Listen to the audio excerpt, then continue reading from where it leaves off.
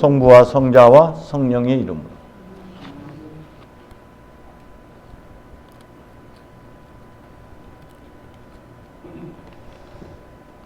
처음 하나님께서 우리를 사람을 만드실 때 당신의 모습대로 지으시고 그 코에 생기와 성령의 숨결을 불어 넣으셨습니다. 그래서 하나님과 같이 영광스러운 존재가 되게 하고 더없이 존귀한 존재가 되게 하셨습니다. 그리고 창조된 모든 창조 세계의 만물을 사랑으로 섬기고 다스리라고 우리에게 소명을 부여해 주셨던 것이죠. 어쨌든 사람은 흙과 하나님의 영, 숨결로 빚어진 이중성, 양면성의 존재라는 것이죠. 때문에 우리 내면 안에는 흙으로 지음받은 육체의 욕망이 있고 하나님의 숨결이 불어넣어진 영적 갈망, 그리움이 동시에 작용하고 있다는 것이죠. 때문에 우리 안에는 선과 악, 빛과 어둠, 밤과 낮이 공존하고 있습니다. 그래서 때로는 서로 대립하고 갈등하죠. 사도 바울은 이렇게 고백합니다. 나는 내가 해야겠다고 생각하는 선은 행하지 않고 해서는 안 되겠다고 생각하는 악을 행하고 있습니다라고 고백합니다. 그렇죠. 우리 안에 이 선과 악, 빛과 어둠 서로 대립하고 갈등하고 있다는 것입니다. 그런데 사도 바울의 고백 속에서 비추어 본다면은 적어도 육체적인 욕망이 선한 갈망, 그리움보다는 더 강력하다는 것이죠. 바울도 이것으로부터 벗어나고자 부던 노력을 했습니다. 그렇지만 그럼에도 불구하고 그것을 벗어나기가 힘들었죠. 그래서 사도 바울도 그렇게 고백합니다. 난 참 비참한 인간이라. 이 어둠 속에서 어떻게 나를 구해줄 자가 누굴까? 라고 갈등하는, 고뇌하는 그의 모습을 볼 수가 있죠. 우리도 마찬가지죠. 하물며 바울이 그랬는데 우리야 당연히 어둠에 휘말려 살아갈 수밖에 없는 존재들인 것이죠. 근데 분명한 것은 다시 한번 성찰해 봐야 될 게 우리 안에 육체적인 욕망이 불러 일으켜질 때 동시에 같이 작동하는 것이 영적 갈망이라는 것이에요. 그게 육체적으로 무엇인가 먹을까, 무엇을 먹을까, 무엇을 마실까, 무엇을 입을까에 대한 그런 욕구가 불러일으켜졌을 때 동시에 영적 갈망도 그 안에 같이 일어난다는 것이죠. 무엇을 먹을까에서는 하나님의 말씀 혹은 사람들로부터 어떤 위로의 말씀을 들을까에 대한 그리움이 있다는 것이고, 목마름에 대해서는 사마리아 여인과의 대화 속에서 말씀하셨듯이 영적 갈망, 내면의 하나님에 대한 그리움과 사랑, 그리고 자기 자신과 일치하고자 하는 열망이 그 안에 숨겨져 있다는 것이죠. 무엇을 입을까에 대한 갈등은 그리스도처럼 완전한 인격성을 덧입고자 하는 한첨의 모습을 회복하고자 하는 그런 그리움이 우리 안에서 같이 일어나고 있는데, 우리는 내면에 숨겨져 있는 것을 선택하기보다는 밖으로 드러나 있는 육체적인 욕망을 먼저 선택하게 되죠. 이것을 극복하기 위해서 수많은 사람들이 수많은 시대에 노력을 해왔습니다. 그것이 수행의 삶이죠. 혹은 수련의 삶. 성공의 신자들은 수행자들입니다. 수련자들이죠. 불교에서는 이것을 공부라는 표현으로 쓰고 있습니다. 초대교회 수많은 교부들이 이 내적 갈등을 넘어서고 영적 갈망을 쫓기 위해서 사막으로 몰려갔던 것이죠. 예수님도 광야로 나아가서 이 외적 갈망을 넘어서서 내적 그리움을 찾아 나서기 위해서 부단 유혹과 씨름하게 되죠. 그 유혹을 이기고 승리할 수 있었던 비결은 하나님의 말씀이었던 것이죠. 사도 바울이 그렇게 비참함을 몸부림치던 그가 로마서 8장으로 넘어가면은 자유를 고백합니다. 내 노력과 내 의지 가지고 안 되었던 것이 내 안에서 성령께서 이끌어 가시는, 그래서 육체적인 욕망을 따르지 않고 성령의 인도하심을 따랐다는 고백이 나타납니다. 때문에 선과 악이 갈등할 때 악을 혹은 어둠과 씨름하고 그것을 몰아내고 그것을 버리려는 노력보다는 그것을 그냥 내버려 두고 내 안에 동시에 일어나는 선에 대한 그리움, 그 갈망을 부여잡는 것이 넘어설 수 있는 비법 중에 하나라는 것이죠. 예수님도 말씀을 부여잡고 사단과 논쟁하지 않았던 것처럼, 유혹과 씨름하지 않았던 것처럼, 유혹과 씨름한다는 것은 계속 그것을 관심하고 그것과 씨름하는 거예요. 그럼 거기에 물을 주는 것이 되고 그건 점점 건드릴수록 점점 더 커져간다는 것이죠. 육체적인 욕망에 물 주기보다는 영적 갈망, 그리움을 더 주목해야 되고 그것을 부여잡는 것, 그래서 말씀을 부여잡는 것이 넘어설 수 있는 유일한 길 중에 하나라는 것이죠. 사단은 끊임없이 예수님께서 십자가에 못 박히는 그 순간까지 그 유혹은 지속되었습니다. 우리의 삶도 생을 마감하기까지는 결코 자유롭지 못할 것입니다. 한 번 이겨냈다고 해서 그것이 영원으로 이어지는 것은 아니고요. 매 순간 넘어섰는데 또 다른 유혹이 산 넘어 산인 것처럼 끊임없이 우리 삶의 여정에 유혹은 지속될 것입니다. 지금 주님은 길 위에 서 있습니다. 그것도 예루살렘으로 향하는 길 위에 서 있는데 제자들도 같은 길 위에 서 있습니다. 그러나 그들이 같은 길 위에서 같은 길을 가고 있지만은 목적이 달랐다고 우리는 볼 수가 있죠. 주님께서는 반드시 예루살렘에서 고난을 받고 죽임을 당할 것이라고 3번씩이나 예고를 했음에도 불구하고 제자들은 대충 겉들었던 것이죠. 그리고 그들 안에는 욕망이 있었어요. 그들 안에는 영광을 그리워했던 것이죠. 주님께서도 영광을 받기 전에 반드시라는 단어를 결코 잊어서는 안 됩니다. 반드시 겪어야 하는 고난을 이야기하고 있었어요.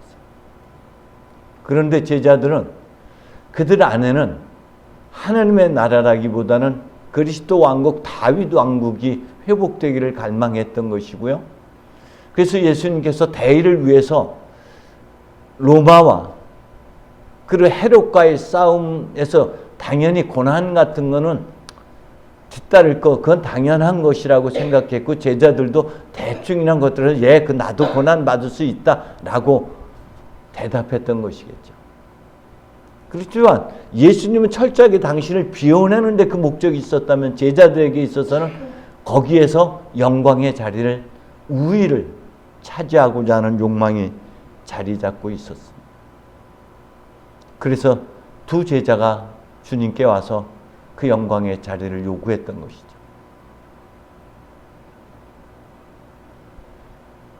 그 요구에 대해서 주님은 이렇게 묻습니다. 너희가 나에게 바라는 것이 무엇이냐? 여러분 주님께 바라는 것이 무엇입니까? 저는 며칠 전에도 이 물음 가지고 계속해서 씨름했는데 사도 바울의 고백을 저의 고백으로 삼는 것으로 만족해야만 했습니다. 그런데 여전히 내 안에서는 후련하지가 못했어요. 아직도 내가 움켜잡고 있는 것이, 또 잡고자 하는 것들이 너무 많았기 때문에 그런 것 같습니다. 주님은 이 세상에 온 것을 보지 못하는 사람을 보게 하고 못 보는 사람을 보게 하기 위해서 오셨다고 했어요. 그 보게 한다는 것은 단순히 세상적인 시각을 의미하는 것이 아니라 하나님의 관점으로 보는 것을 의미하는 것이죠. 그 중심을 보는 거고 그 너머를 보게끔 하기 위해서 이 땅에 오셨던 것이죠. 주님이 다시금 우리에게 묻습니다. 나에게 바라는 것이 무엇이냐? 이 물음에 다음 주에 읽게 될 바르티메오는 눈을 뜨기를 원한다라고. 그런데 다른 해석에 보면 다시 보기를 원한다라고 표현하고 있어요. 그렇다면 태생소경이 아니라는 것이죠. 바르티메오는. 아마 어떤 질병으로 인해서 다시 못 보게 됐는데 지금 그는 다시 보게 해달라고. 예수님께서 길을 가시는데 세례 요한의 말을 듣고 뒤따르는 두 사람에게 주님은 뒤돌아서서 그렇게 묻습니다. 나에게 바라는 것이 무엇이냐? 그들은 묻고 계신 데가 어디냐? 지금 주님의 삶의 자리가 어디냐라고 물었던 것이고, 바르티메오는 다시 눈 떠서 제대로 보게 해달라는 그런 갈망이었어요. 근데 그것은 단순히 육체적인 시야가 넓어지는 것, 다시 트이는 것이 아니라 영적인 것이었어요. 그래서 바로 앞에 장에서 8장에서 소경의 눈뜸이 있었고, 그리고 다시 지금 10장에서 소경의 눈뜸이 있고, 그 가운데에 베드로의 고백과 그리고 순환 예고가 있습니다. 그리고 눈뜬 바르티메오는 다른 제자들은 같은 길 위에서 엄한 것을 요구하고 있는 반면에 바르티메오는 예수의 제자가 돼서 예수를 따랐다라고 표현하고 있습니다. 예수와 같이 비움의 길을 가기 시작했다라고 표현되고 있습니다. 그렇다면 저와 여러분의 바람은 무엇인지 깊이 성찰하는 한 주간이 되어야 합니다. 정말 주님에게 바라는 것이 무엇일까? 그 요구를 하고 있는, 주님과 대화를 나누고 있는 두 제자를 본 다른 10제자가 화가 납니다. 왜냐하면 그들도 같은 욕망을 꿈꾸고 있었기 때문에 그렇습니다. 그들은 몸으로는 예수님을 따르고 있지만 마음으로는 다른 길을 가고 있었던 것이죠. 주님께서는 그들을 가까이 불러놓고 말씀하십니다. 너희는 그래서는 안 된다. 높은 사람이 되고자 하면 종이 섬기는 사람이 되어야 한다고 말씀하고 있습니다. 너희는 그래서는 안 된다. 주님은 단호하게 이 말씀을 하십니다. 주님은 지배 질서를 뒤집어 엎으셨습니다. 섬기는 자가 되어야 하고 모든 사람이 종이 되어야 한다는 것을 온몸으로 우리에게 보여주셨습니다. 그것은 성탄을 통해서 하나님이심을 포기하고 끊임없이 자기 자신을 비워내는 길을 우리에게 보여주셨고, 세례를 통해서 죄인의 자리로 내려가는 것을 보여주셨고, 십자가의 순환을 통해서 철저하게 자기 자신을 비워내는 것을 우리에게 보여주셨습니다. 그는 철저하게 깃털처럼 가볍게 자신을 비워냄으로 가장 높아진 본래의 자리로 올라서게 되는 것이죠. 그런데 우리는 끊임없이 무언가를 얻으려고 하고 무언가를 움켜잡으려 하고 끊임없이 높아지려고만 하는 것이죠. 때문에 주님과 우리의 길은 달랐던 것이죠. 제자들도 마찬가지였습니다. 끊임없이 움켜잡고 끊임없이 올라가라고 기쓴 우리의 모습을 보고 주님은 얼마나 안타까워하실까요? 손을 놔야 되는데, 비워야 되는데, 참 비운다는 게 쉬운 일이 아니에요. 그래서 다시금 우리는 그 비움의 자리에서 욕망을 비워내는 것이 쉽지가 않기 때문에 동일한 자리에서 다시금 말씀을, 하나님의 사랑을 움켜잡아야만 하는 것이죠. 오늘 예수님께서는 이 독서를 통해서 고난을 통해서 복종하는 것을 배웠다고 했습니다. 그리고 루가복음에서는 고난을, 영광을 받기 전에 받아야 할 고난에 대해서도 말씀하신 바가 있습니다. 주님은 고난을 통해서 우리를 빚어내십니다. 우리가 겪고 있는 모든 시련과 고난이라는 것은 결국 우리를 한 컵불씩 한 컵불씩 벗겨내는, 다시금 본래의 나를 되찾아 주시기 위한 하나님의 은총의 손길이라는 것을 우리가 기억하고, 왜 나만 이 고난을 받아야 되고 왜 나만 이렇게 힘든 상황들을 겪어야 하느냐고 탓하고 원망하기보다는 그 안에서 하나님께서 나에게 주시고자 하는 뜻, 유익이 무엇인가를 찾아내고자 하는 노력이 무엇보다 필요합니다. 주님은 우리에게 섬기는 사람이 되어야 함을 끊임없이 강조하시면서 제자들의 발을 닦아주셨고, 그리고 내가 너희들 스승인 것 맞는 것처럼 내가 너희에게 이렇게 보여주었으니 너희도 그렇게 하라고 우리에게 본을 보여주셨습니다. 그런데 자신을 비워내는 일이 참 쉽지 않은 일인 것을 우리 모두는 잘 알고 있어요. 자신을 비워내기 위해서는 낮은 자존감 가지고는, 그리고 주어진 명령 가지고는 쉽지 않습니다. 철저하게 자기 존재감으로 충만해져야 돼요. 그래서 우리는 다시 한번 주님 앞에 나는 누구인지는 물어가야 됩니다. 내 앞에 주님은 누구이고 주님 앞에 나는 누구인지를, 그리고 어디에서 와서 어디로 가야 하는지를 끊임없이 물어갈 때만 우리가 존재감으로 충만해지고, 존재감으로 충만해질 때만 우리가 비로소 가야 할 비움의 길을 선택할 수가 있는 용기가 주어지게 됩니다.